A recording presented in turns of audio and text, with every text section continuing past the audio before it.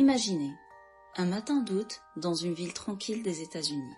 Le ciel est gris, le vent est léger, et soudain, ce qui tombe du ciel n'est pas de la pluie, mais une substance étrange, visqueuse, translucide, qui recouvre tout sur son passage.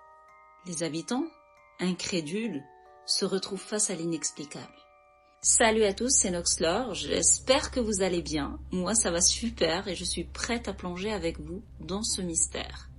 Sur cette chaîne, je vous raconte des histoires mystérieuses, creepy, incroyables, mais toujours vraies. Alors, si vous aimez ce genre de contenu, abonnez-vous, likez et partagez parce que c'est vous qui faites vivre cette chaîne. Maintenant, prenez une grande inspiration et laissez-moi vous emmener dans l'histoire des Blobs d'Oakville. Ce n'est pas de la science-fiction, c'est arrivé et personne n'a jamais trouvé d'explication satisfaisante.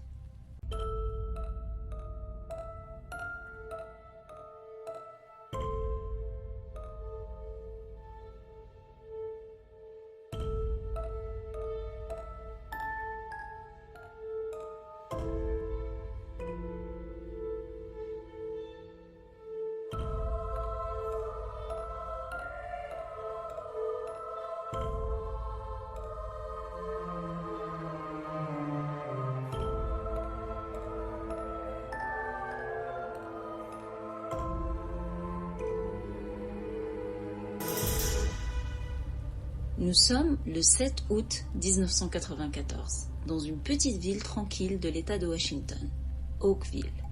À l'époque, la ville ne comptait que quelques centaines d'habitants. Des habitants qui vont pourtant être témoins d'un phénomène absolument déroutant. Vers 3 heures du matin, alors que la majorité de la ville dormait profondément, une pluie a commencé à tomber. Les rares personnes encore à l'extérieur sont rapidement stupéfaites. Ce qui tombe du ciel n'est pas de l'eau. Il s'agit d'une substance gluante, gélatineuse et étrange, qui s'étale sur leur pare-brise lorsqu'ils tentent de l'évacuer avec les essuie-glaces. Les témoins décrivent ces gouttelettes comme translucides, de la taille d'un grain de riz, avec la consistance de la gelée. À l'aube, Oakville se réveille sur un spectacle profondément inquiétant. Les pelouses, les routes et les toits sont couverts de minuscules taches. Des habitants curieux ramassent alors quelques gouttelettes et les envoient dans des laboratoires privés. Et c'est là que l'histoire commence réellement à devenir flippante. Car, peu de temps après avoir touché ces gouttelettes, des dizaines de personnes tombent malades. Parmi elles, Dottie Hearn, une résidente d'Oakville. Après avoir manipulé la substance, elle développe une infection à l'oreille accompagnée de vertiges violents et d'un mal de ventre carabiné. D'autres habitants présentent rapidement des symptômes pseudo-grippaux. Et les humains ne sont pas les seuls touchés. Très vite, des animaux commencent à mourir. Ils décèdent presque immédiatement après avoir ingéré la substance. On les retrouve souvent à quelques mètres de leur dernier repas avec une écume verdâtre au coin de la bouche. Quelque chose ne tourne clairement pas rond avec cette pluie qui semble affecter humains et animaux sur une zone d'environ 30 km². Beverly Roberts, une femme de 77 ans, se souvient très bien de ce fameux 7 août et elle se souvient surtout des jours qui ont suivi. Elle raconte que 12 animaux appartenant à une amie à elle sont morts peu après la pluie. Elle affirme également avoir vu sur le bord de la route environ 7 litres de cette substance accumulée avec une grenouille et un corbeau morts, tous deux juste à quelques mètres de là. Munie de gants en latex, Beverly recueille alors un échantillon pour tenter de l'étudier chez elle. Mais le lendemain matin, en voulant sortir de son lit, elle s'effondre immédiatement au sol. Les vertiges sont si intenses qu'elle est contrainte de s'habiller par terre, puis de ramper jusqu'à l'extérieur, jusque dans sa voiture. Elle racontera plus tard, et je cite ces mots, « J'étais à l'envers dans mon esprit, mais je me suis concentrée sur les lignes sur la route. » Par chance et par pure persévérance, Beverly parvient à rejoindre l'hôpital où elle restera près d'1 semaine.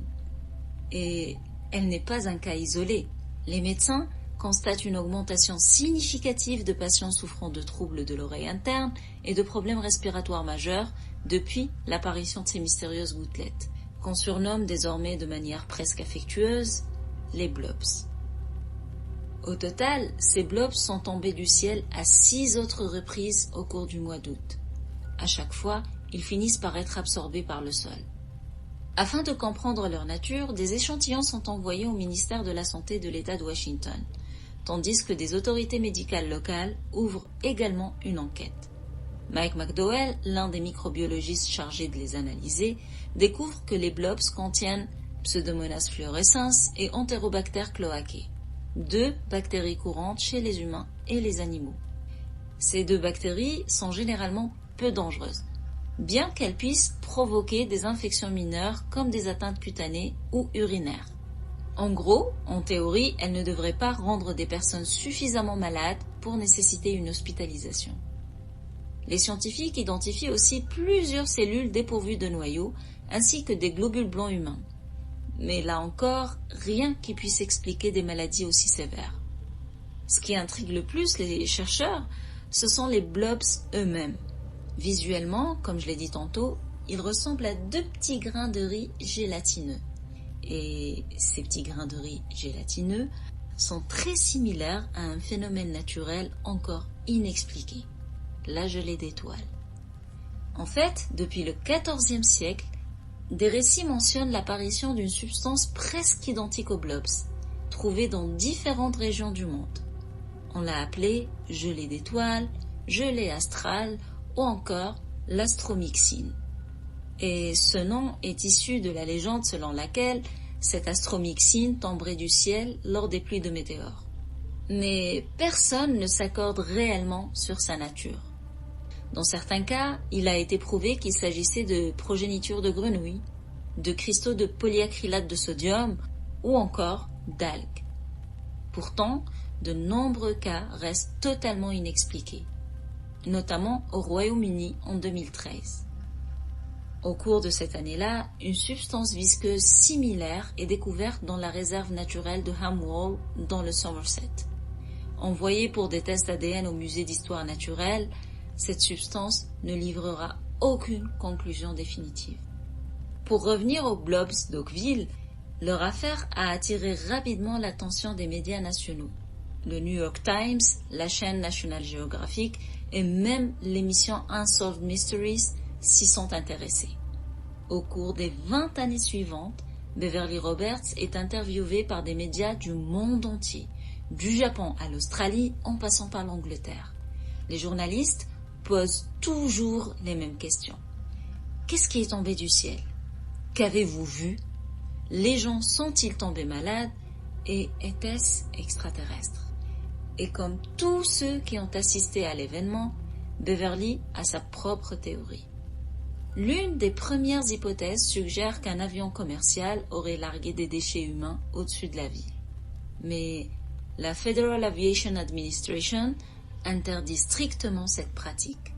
De plus, ces déchets sont habituellement teintés de bleu, alors que les blobs sont translucides, sans compter que le phénomène s'est produit 7 fois en un seul mois. Une autre théorie avance qu'il s'agirait de restes de méduses dispersés dans l'atmosphère. L'idée repose sur des exercices de bombardement militaire menés dans l'océan Pacifique qui auraient détruit des populations de méduses avant de projeter leurs restes dans les nuages. Selon un article du Palm Beach Post, daté du 21 août 1994, la théorie de la méduse a gagné en popularité lorsque le public a appris que l'armée de l'air menait des bombardements à environ 80 km au large des côtes de Washington. Les restes des méduses auraient alors été projetés dans les nuages avant de retomber avec les précipitations.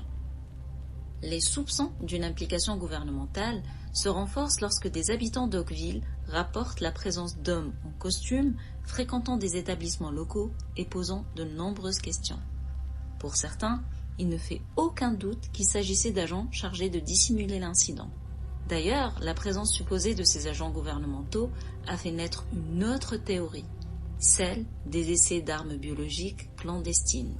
Ces essais auraient été effectués par le gouvernement, et bien sûr, le fait que l'armée a rapidement confisqué la plupart des échantillons pour les étudier n'a fait que nourrir encore plus cette théorie.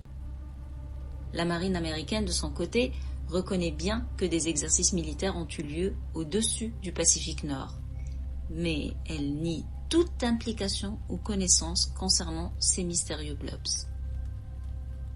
L'hypothèse des méduses ne tient pas la route, car les blobs contiennent des cellules sans noyau et des cellules humaines, ce qui est incompatible avec la structure cellulaire des méduses ou de n'importe quelle algue marine si on veut s'intéresser à cette même théorie et remplacer les méduses par des algues.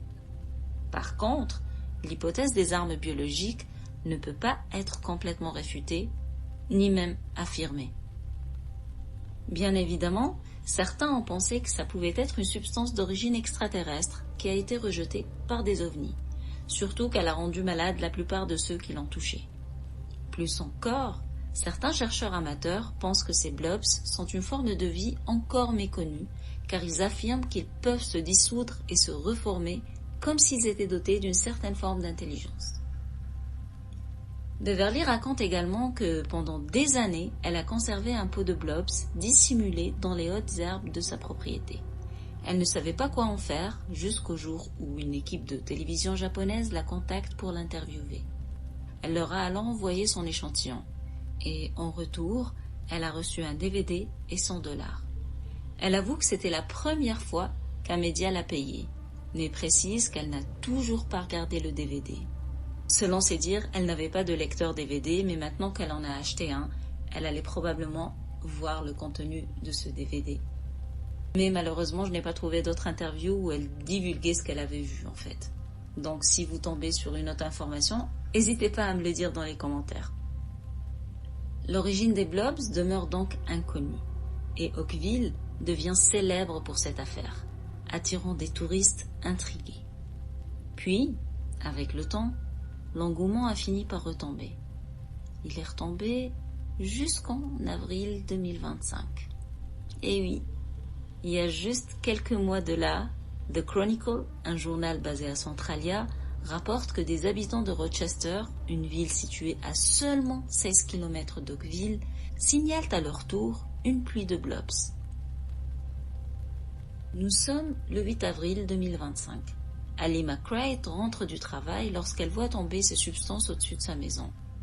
Comme 31 ans plus tôt, elles sont claires et gélatineuses. Mais cette fois, elles ont la taille de la paume d'une main. Ali précise qu'elles n'ont aucune odeur.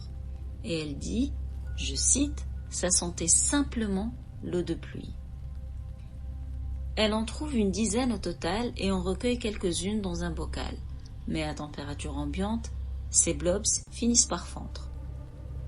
Immédiatement, Ali pense au retour des blobs d'Oakville, à une différence près, une différence de taille. Cette fois-ci, aucun habitant n'a signalé de maladie. Ce qui me fait personnellement me dire que c'est probablement pas la même substance d'il y a 30 ans. Ça y ressemble certes, mais ce n'est pas la même chose. Plus de 30 ans sont passés et pourtant, personne ne sait toujours ce qui est réellement tombé du ciel à Oakville. Les analyses n'ont livré que des fragments de réponses. Les théories se sont empilées sans jamais se rejoindre. Et les témoins, eux, sont restés avec leurs souvenirs et leurs doutes aussi. Ce qui rend cette histoire si troublante, ce n'est pas seulement la pluie gélatineuse, ni les maladies, ni même les animaux morts. Ce qui la rend vraiment troublante, c'est le silence qui a suivi. Le fait qu'un phénomène capable d'affecter une ville entière puisse disparaître sans explication, comme absorbé par le temps. Et lorsqu'en 2025, les blobs sont réapparus à quelques kilomètres de là, une question est revenue hanter les esprits. Et si Oakville n'avait jamais été un accident, mais un avertissement? Parfois, le plus inquiétant n'est pas ce que nous ne comprenons pas, mais bien ce qui pourrait bien revenir. J'ai vraiment, mais vraiment hâte de lire vos théories sur ce sujet et de savoir si cette vidéo vous a plu déjà. Puis dites-moi si cette nouvelle manière de présenter vous a plu, parce que j'ai un petit peu changé ma manière de présenter. Si elle vous plaît comme ça, je pourrais faire les prochaines de la même manière, sinon je reviens à mon ancien format. Et avant de partir, dites-moi ce que vous avez fait pour Noël. Je suis vraiment curieuse. Moi, je l'ai passé avec des amis, puis c'était vraiment sympa. Maintenant, il me reste plus qu'à vous souhaiter un joyeux Noël, en retard d'1 ou 2 jours. Puis profitez bien de votre famille et de vos amis, ou profitez de votre solitude. Un petit me-time bien mérité, si vous avez bien sûr décidé de rester seul. Mais surtout, rappelez-vous que c'est le moment de l'année pour faire table rase, pardonner et repartir sur de bonnes bases, si c'est possible bien sûr. Sur ces belles paroles bien Noël, je vous demanderai comme d'habitude d'être bienveillant et surtout de rester safe en attendant notre prochain rendez-vous. Allez, ciao!